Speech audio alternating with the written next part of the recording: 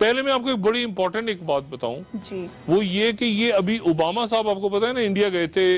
جو ان کا یوم جمہوریہ تھا اور یوم جمہوریہ میں بہت بڑی پریڈ ہوئی وہاں پہ اور پریڈ میں انڈیا نے اپنی پوری ملٹری مائٹ دکھائی اور وہاں پہ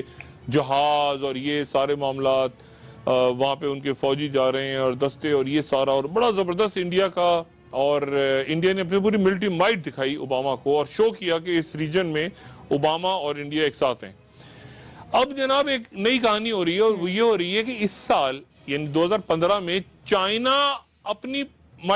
جو مائٹ ہے ملٹری مائٹ وہ دکھانے جا رہا ہے پیپلز لبریشن آرمی. اور آپ کو یہ یاد ہے یہ کولڈ وار کے زمانے میں کرملن کے آگے یہ پورا شو کرتے تھے وہ فوجیں آتی تھی پوری بریزنف بیٹھا ہوتا تھا وہ سارا. اب وہ یہ چائنا جو ہے وہ 70 سال دوسری جنگ عظیم کے 70 سال کے بعد ان کی جو وکٹریز ہوئی تھیں ان کو سیلیبریٹ کر رہا ہے وہ اس سال اور وہ پوری اپنی ملٹری مائٹ دکھا رہا ہے. یہ عموماً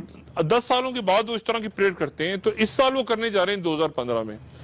اور امپورٹنٹ بات یہ کہ وہ بھی پہلی بار کسی غیر ملکی صدر کو چیف گیسٹ کے طور پہ بلا رہا ہے چائنا. اور کس کو بلا رہا ہے؟ روس کے صدر پیوٹن کو. اب اندازہ لگائیں یہ اب اوباما صاحب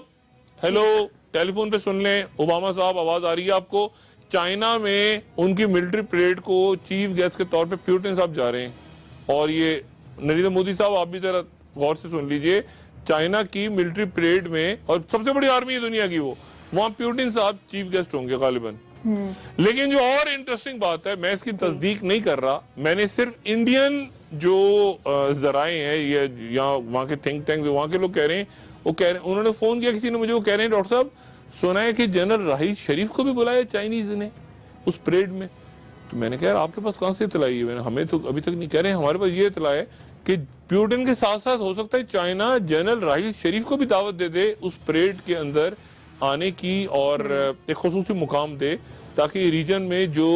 امریکنز نے اور انڈینز نے میسیج دیا ہے کہ بھائی ہم دونوں بھائی تو پھر ایسی کی تیسی باقی سب کی. تو اصل ایشیا جو ہے وہ چائنا پیوٹن اور شاید راحیل شریف صاحب کو یہاں سے دعوت دی جائے. بڑی انٹرسٹنگ ڈیولپمنٹ ہے اگر ایسا ہوا تو. لیکن راحیل شریف صاحب نہیں بھی گئے تو پیوٹن کا وہاں چائنا جانا یہ میرے خیال سے اوباما صاحب اور نریندر مودی کے لیے اتنا ہی میسیج کافی ہے چائنا کا.